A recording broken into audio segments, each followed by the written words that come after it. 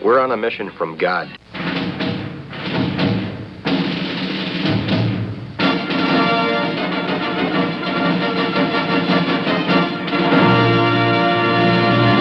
And now for something completely different.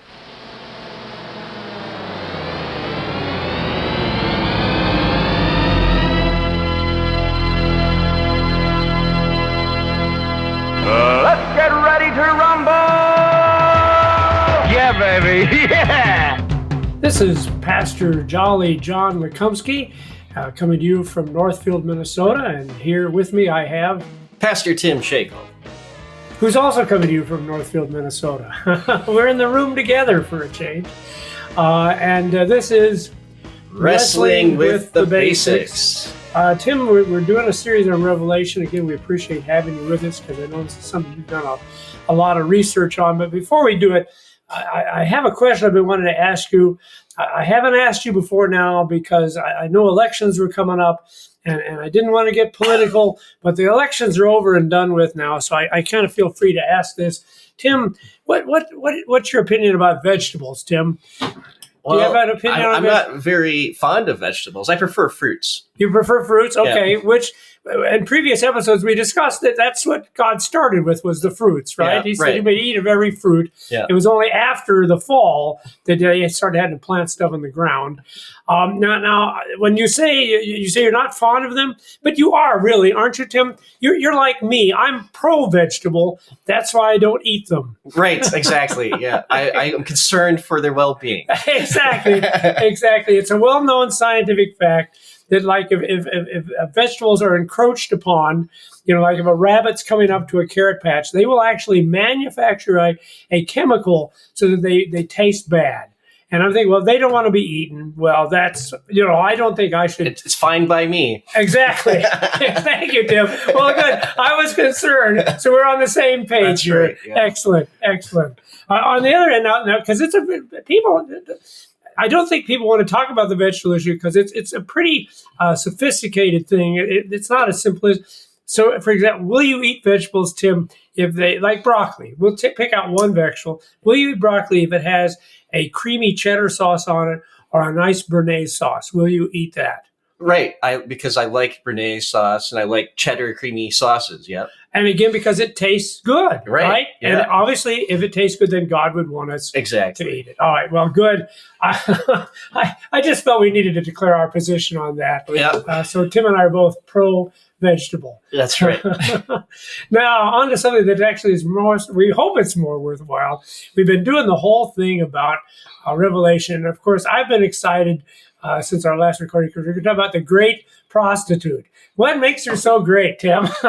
Well, she wore a lot of jewelry. Oh, good. Well, if you're going to be a prostitute, people, honestly, those of you who are listening out there wondering, jewelry is important. I see she's also got purple and scarlet and all kinds of stuff, too. But maybe before we talk about the Great Prostitute, Revelation 17, by the way, for those that are following along at home, you wanted to kind of give us an overview of all the characters, and then we can see where she fits into this story. Sure, because Revelation is unique that it has characters that reappear over and over again. It's quite a narrative in itself, which is unique to it compared to other prophecies. I mean, you have other characters in Isaiah and Ezekiel, but they don't have like arcs and that type of thing. Yeah. But Revelation has that. So I'm going to interrupt you because your mom was, and we love your mom.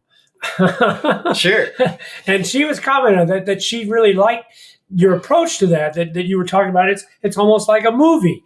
It's an action film with actors and characters and all that going on. So she would second what you said about the specialness of Revelation.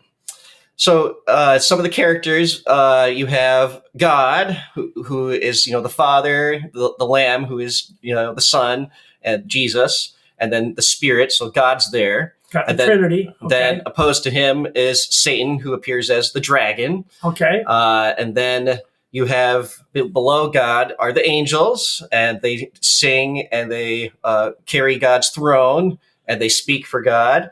They have the eternal gospel with them. And then opposed to them are the demons, the fallen angels, and they torture people in Revelation and They're even given permission to kill some wicked people, not the righteous ones. And then you have the righteous people, the saints, and they wear the blood of the Lamb, and they wear the white robes given to them by the Lamb, because the Lamb died for their sins. But if I could interrupt you, see, I think Sure. that's the cool thing. So they're the righteous and the saints, not because they're necessarily the best people, not because they've never done anything wrong, not because they aren't sinners, but because they have the robe that makes them pure and holy, the robe washed white in the blood of the Lamb. correct. Yeah. And so then opposed to them would be the wicked, and they're characterized for being unrepentant. So even though God gives them chances to repent, they will refuse, and they remain unrepentant. And boy, Tim, so that's what's cool about it. It's not like they could have been on the other side. They could have been with the righteous and the saints, but they refuse to recognize that they need to be put in the robes that are washed white in the Lamb. That is correct. Yeah, Yep. all right. And the saints are also represented by the woman that is the bride, Okay. the church, and of course she marries Jesus in the wedding feast. Then there's another woman, the harlot, that's who we're getting to today, and she entices all people, and she gets the wicked to follow her and do all kinds of wickedness and speak all kinds of blasphemy against God. And then you have beneath Satan, or with Satan, you might say, are two beasts. The beast that comes out of the water, and then the beast that comes from the land, which would be the false prophet and the propaganda that he speaks, and working the means he uses to get people to do these wicked things. On the opposite side of that would be God having these four living creatures, and you maybe might throw the angels in there, but the four living creatures kind of stand out as different looking, and they're holding the altar together and doing God's bidding. So those are all the characters, and they reappear over and over again. The one that's kind of unique is the prostitute, because the prostitute, Revelation reveals to us, is the same as the second beast in chapter 13, but is also the same as the great city of Babylon, as opposed to the city of Jerusalem. So the wicked have their own city, that's Babylon. The righteous have their city, that's the New Jerusalem. So you have all these parallels, but you have all these characters, and they keep reappearing. So it almost sounds like you got a group of evil, wicked things going on, and are they mocking? Is that what it is? Is the devil kind of mocking all of the good things, the angels, the righteous, the saints, the four living creatures? Am I off track on that? Or not only is he mocking, that part is true. He's mocking God, but not only is he mocking God, but he's mimicking God such that he might deceive the righteous ones, the elect, right? Okay. And so he does things so that way it looks like he's being God when he's not really being God. He's enticing them to fall away from God. So just like Satan, uses scripture, connivingly, so that people would fall away. It's the same kind of thing. So it's this whole deception thing, which has been from the very beginning. That's an excellent point. So, which beast are we going to be talking about here? Because I know that it says the great prostitute and the beast. The prostitute and the beast. The same two creatures are in Revelation 13. So both beasts. Okay. So the prostitute is the second beast. The prostitute is the false prophet, the one who looks like a dragon. Looks like a lamb, but speaks like a dragon. Okay. And the first beast is the one that doesn't change throughout Revelation. So that's in chapter 13 is when it's first revealed, and all kinds of wickedness happens through these two beasts, or the prostitute. Okay. How far do you want me to read in chapter 17? Just read verses 1 to 6.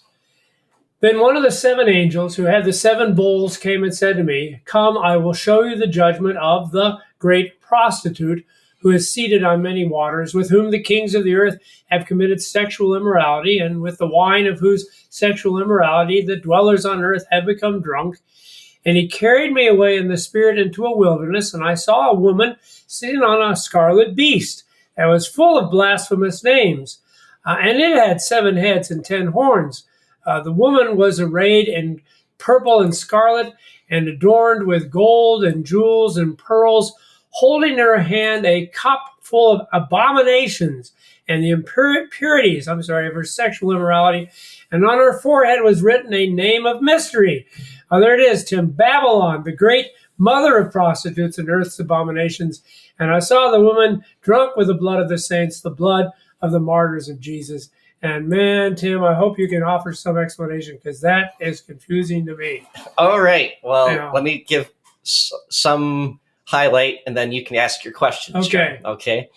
So there's the prostitute. Don't forget, this is the same character as the second beast, but she's alluring, right? And she stands opposed to the woman that is the church. So this is the wicked part of that juxtaposes to the church. Here's something that is another woman. She's seductive. She's adorned in purple, which is royalty.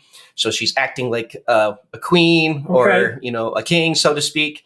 But isn't really one, right? It's always fake, isn't it? It's always just a lie of what the truth is. Right. Yeah. If she's queen of anything, it's queen of wickedness, right? Okay. Yeah. And she is got drunk on what? The blood of all the righteous people. Yeah. Okay, because she's been attacking God, attacking God's children, God's people. And you have that cup that's reminiscent of chapter 14, John. Remember, we had a cup there. I remember talking about the cup. And the cup there, that was God's cup of wrath, right? That's for all the wicked. And remember that Jesus, he bears that cup when he goes to the cross, right? And he says, take this cup away from me. That's what he's talking about, right? That he's bearing the full weight of hell on behalf of the righteous people. Well, her cup is that she seduces people to stray away from God, to believe in the beast, that is to believe in anything that is wicked, that is not God. That's her purpose. And Tim, see, it strikes me, I can understand that, because the one cup, like you said, was a cup of wrath and a cup of punishment. And again, as you also said, thank God that's the cup that Jesus drank, so we don't have to drink this cup. But if I was out there, here's a cup of wrath, and here's a cup of, it's abominations and impurities. But, abominations and impurities, that's kind of cool sometimes, Tim. Well, also notice the luxury. So the gold, the jewels, the pearls. And in chapter 18, we get kind of an idea of what people would be lured into. It is the wealth and all the power that she holds. Okay, so I can bear the cross, or I can go after this prostitute, and I'm going to have wealth and sexual satisfaction, and you name the earthly blessing. Apparently, she offers that in her cup. Seems like an obvious choice to me, Tim. Right. Yeah. Okay. So, any other questions on those verses there, John? All right. So she is she's the one that's tempting the saints. And yet at the same time, she's the one that's martyring the saints too. Isn't that crazy? Correct. Yep. Yeah. And just note that this isn't the dragon, right? So it's so Satan is using her to do his bidding, so to speak, to tempt all the saints. Is it proper to look at what's going on in the world now? Are there things that are happening, people, events that would actually reflect this prostitute in our world at this moment? Or are we going to get off track if we try to do that? No, I mean, you could fit all kinds of things, not just this time period, but multiple time periods, including the time period that the early Christians would have lived in, right? Okay. So history kind of repeats itself, right? So in particular, it would be the wealth and power, at the expense of God and worshiping God. So, for instance, Christians in the early church were persecuted for their beliefs, and were told that they should worship the emperor, and if they didn't, they might be persecuted. During the time of Domitian, for example. Yep. So those are some examples and or temple worship. They would have orgies and stuff. That would be explicit. In with this, but it's not just that. It's everything that is against God. It's anything that's anti-God. That is what she represents. So it's okay to say, okay, like in our culture today, the whole sexual immorality is just getting crazy. There are things that you can see on TV that my grandmother would have fainted if she had seen. And so it's okay to say, yeah, that's part of it, but it would be wrong to say that's all of it, that this is much more than just those individual things. Well, I would just like to point out that the harlot is chosen for a reason, right? Because anybody with human experience can understand what that feels like. And, if you got married and one spouse cheated on you, you understand how damaging that is. Juxtaposed to the woman, the church, who is not virgin literally, but virgin because she wears the blood of the Lamb. She's repented of her sins. And it beckons back to Hosea. You have the prostitute imagery there as well. So and the cheating is happening when you're falling away from God, when you're saying something's better than God. So that's the imagery there. Okay. So it's purposeful. The harlot's chosen on purpose because you have betrayed God as what, you're no longer the wife of him. You've chosen something else. And one of the things you've done consistently, Tim, is you've shown us that these themes are running through the whole Bible. And now when you bring up that theme, I can think of all the prophets and all those where it was the same thing, where the image is that Israel has been unfaithful, that she was the bride and now she's been adulterous. So again, all right, anything else about these verses, Tim? No, I think we can move on to verses 7 to 18. And you know what? I forgot the latter half of verse 6 because of the way they divided the paragraphs. John says, when I saw her, I marveled greatly. So this must have been something that impressed even the apostle. 7 to what, Tim? 18. But the angel said to me, why do you marvel? Oh, well, good. He was marveling. Why do you marvel? I tell you the mystery of the woman and of the beast with 7 heads and 10 horns that carries her. The beast that you saw was and is not and is about to rise from the bottomless pit and go to destruction. And the dwellers on earth whose names have not been written in the book of life from the foundation of the world will marvel to see the beast, because it was and is not and is to come. This calls for a mind with wisdom. The 7 heads are 7 mountains on which the woman is seated. There are also 7 kings, 5 of whom has fallen. One is, the other has not yet come, and when he does come, he will remain only a little while. As for the beast, that was and is not, and it is an 8th, but belongs it to the 7, and it goes to destruction. And the 10 horns that you saw are 10 kings who have not yet received royal power, but they are to receive authority as kings for 1 hour, together with the beast. These are of one mind, and they hand over their power and authority to the beast. They will make war on the Lamb, and the Lamb will conquer them, for he is the Lord of lords and King of kings, and those with him are called chosen and faithful.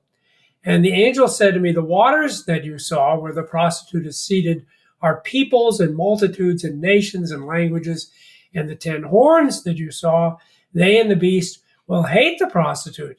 They will make her desolate and naked and devour her flesh and burn her up with fire.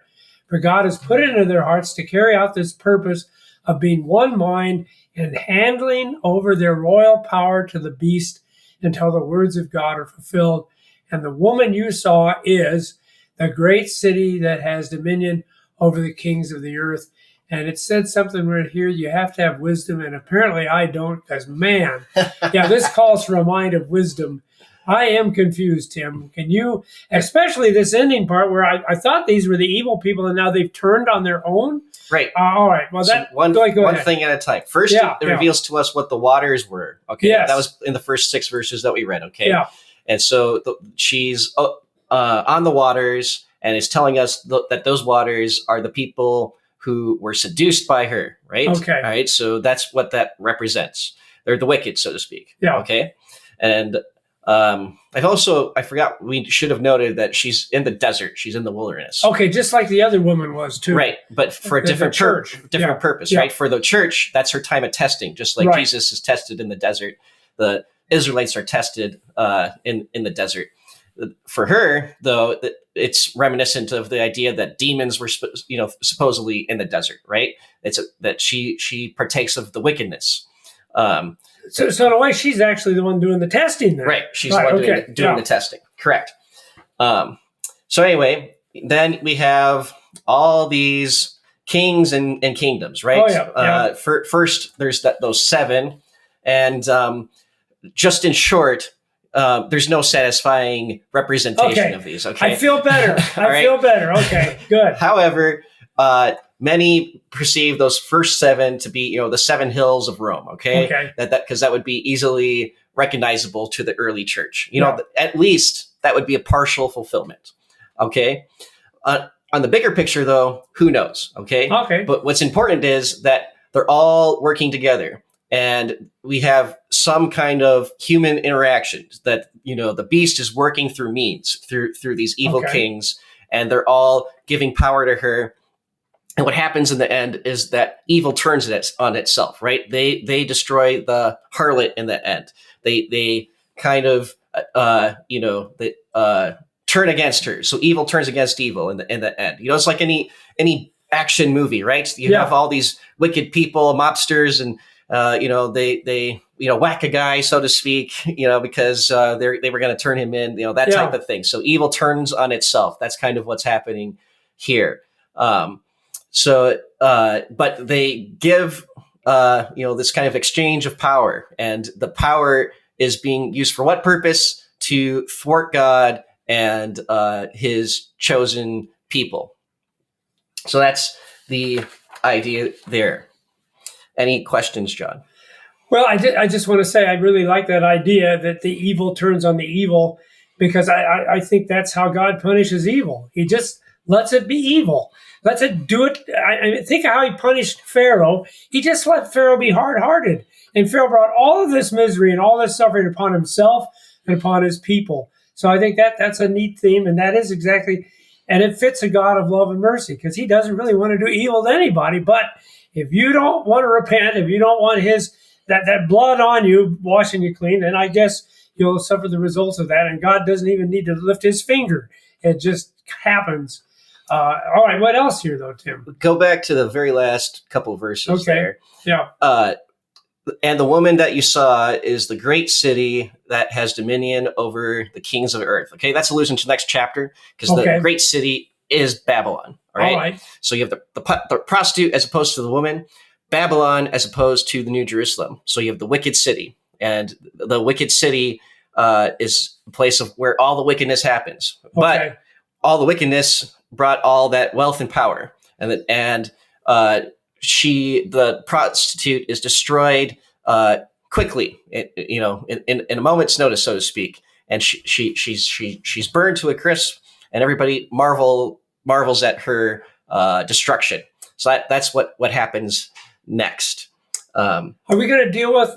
Do we have time? Because we only got a couple episodes left. Are we going to deal with the fall of Babylon, or we won't have time for that, Tim? Or we can cover it a little bit. Okay. Yep. On our next episode. The one thing I noticed in this text too is that verse 17, where it says, "For God has put it into their hearts to carry out his purpose by being of one mind and handing over their royal power to the beast." So isn't that crazy? So we got these people doing evil things, and God's actually using the evil things to accomplish his purpose. Correct. Well, Tim, we've come to the end of another episode. We will pick up chapter 18. What other chapter are we going to? We're going to go to chapter 7, where we see, 7 to 9, really, where we see the 7 trumpets. All right. And this has been Wrestling with the Basics.